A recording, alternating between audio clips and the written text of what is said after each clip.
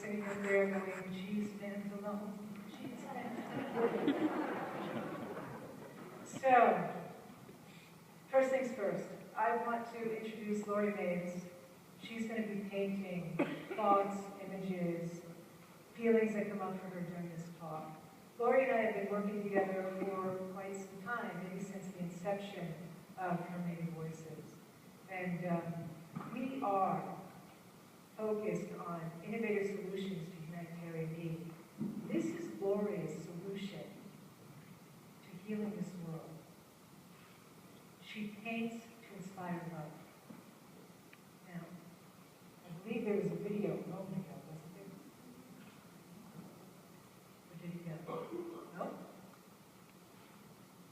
Okay. All right, so this piece here, Lori has inspired me a tremendous amount. The moment I told her that I would be speaking at TED, she went to her studio and she created this piece of art. You guys will all be able to go home with it. This is her gift for all of us. Thank you.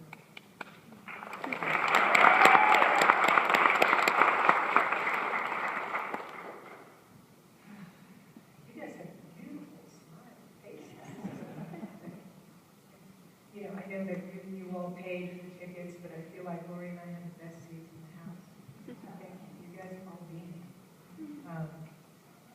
I look at you and I'm reminded that Gandhi said, "He who does not see God in the next person he meets need look no further." From where I stand, I truly believe that I stand before God. Now, if you don't care for the word God, please, by all means, change it. Put in the face of humanity. Put in love. It's all the same. It's all the same. Now, I want to tell you a little bit about myself. I was born into a pretty artistic family. My mother is a singer, my father a visual artist, and my big sister a dancer. And my mother had a tremendous influence in my life. She still does. Thank you, Mom, wherever you go.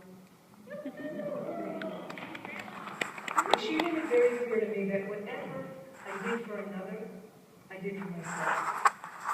So, whatever I do to another, I also do to myself. There was always this message of, we're all connected. There is no us or them. Now, I grew up painfully shy and in a really difficult neighborhood in New York City. I was picked on a regular basis, and for me, well, I hid behind my mother's skirt on a regular basis as well. To me, the world was clearly drawing a line right down the middle between us and them. But you know, when you stand in the middle, you cannot help but feel the connection between us all. And so I wanted to understand what that meant. I wanted to feel that. And so I did what I think most challenged people that I know do. I became an artist. A musician, actually. And this was the most empowered way that I knew how to tell my story, to connect with other people. And then I could sing your stories as well. It's all about the stories, right? So for me, it wasn't much of a jump to go from artist to humanitarian. It's the stories. Now, this here, we've got a school in Haiti, Haiti, and the children here are, we were catching kisses, we were blowing kisses in this picture. Now, we all have something that ignites us, something that's going to move us to action, whether it's an experience that we have or people that we meet. And for me, it's these two folks here. This is Tamar Kantab, the founder of Help Haiti. Her focus is education in rural areas. And this is Guy Calise. He was in Port-au-Prince when the quake struck. It's about maybe 3-4 weeks after the quake. We're standing on top of the mound of what once was his home, with the bodies of loved ones beneath our feet. And he shared with me how it took him 30 days with his own bare hands to reach his 7-year-old niece's body. For the first 7 days, he could hear her. He could hear her. And he reached her body, and he did this because he had promised his mother that they would have a proper burial for their baby girl. Now, shortly after he shared this story, he said something to me to make me smile. And I have no idea what it is today. I could not tell you. I don't remember. But I do remember saying to him, Guy, how does someone go through such devastation and wake the next morning with love still in their heart and desire to make a difference in this world? And he simply said, Alicia, God has given us another day. We got to do what we can for the children. We got to do what we can for the children. To which I said, I will do what I can. Remember, whatever I do for another. So, I'm an artist. This means I live in the reverse fantasy world, unrealistic expectations.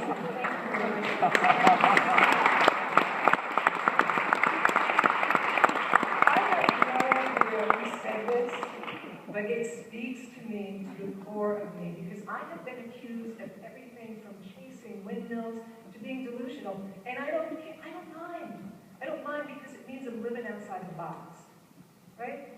So the reality is that you don't have to work within the confines of the world, right?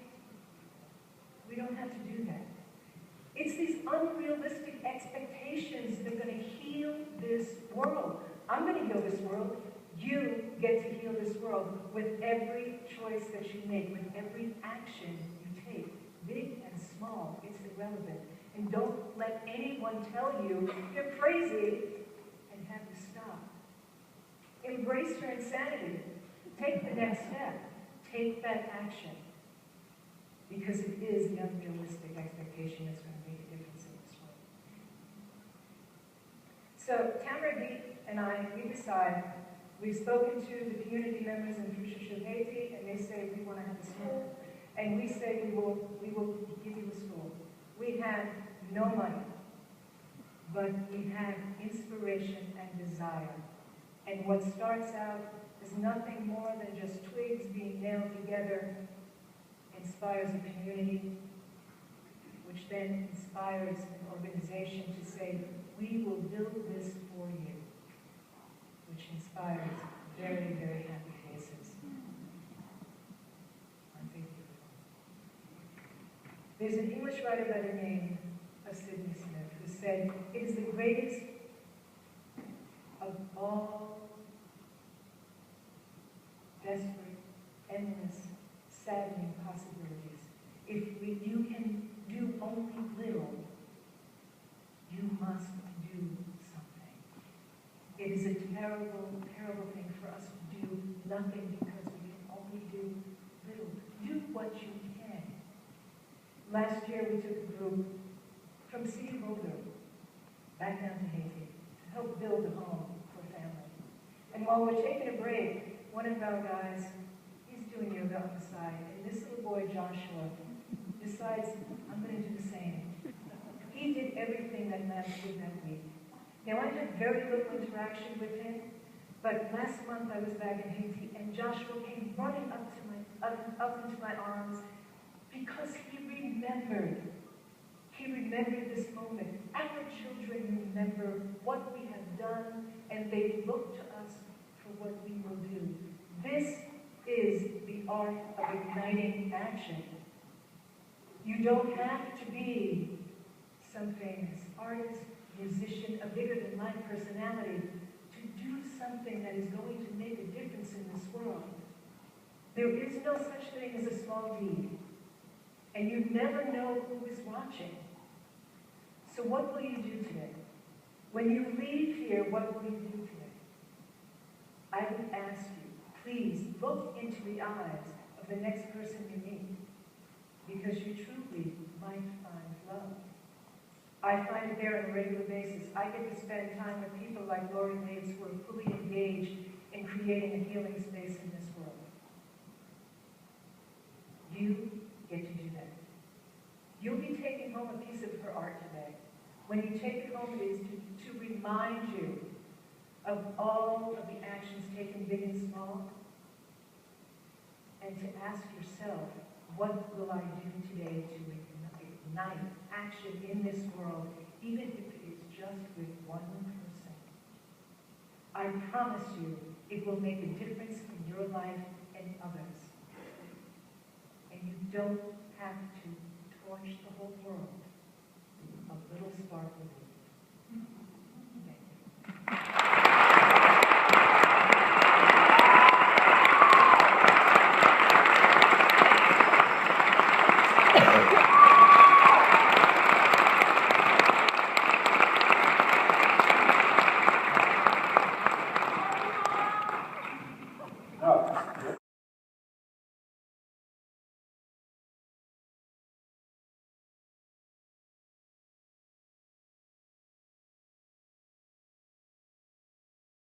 And we get to the 500. Oh. Done!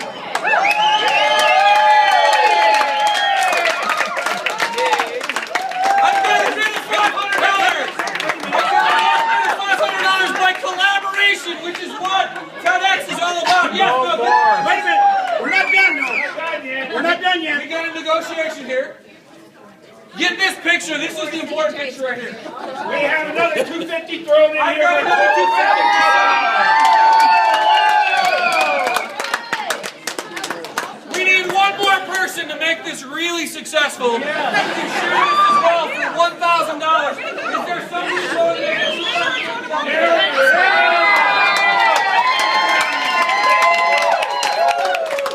In the spirit of TEDx, I've got 4 collaborators. Is there anybody else that wishes to get in at $250? For the kids. Going once, going twice. Please, a big Now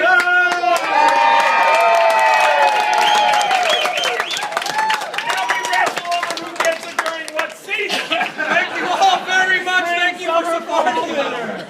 What a great way to do it.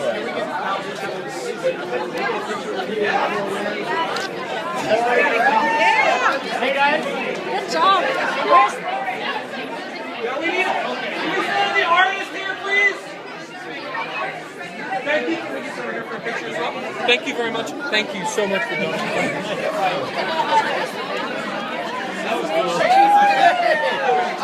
That's what little skill I can offer. Thank you.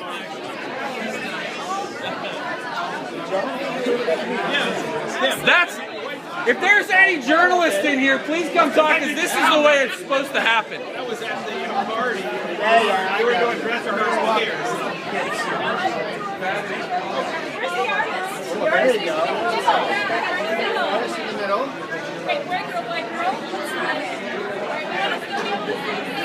You don't have to get down, we can squeeze. We want to block back.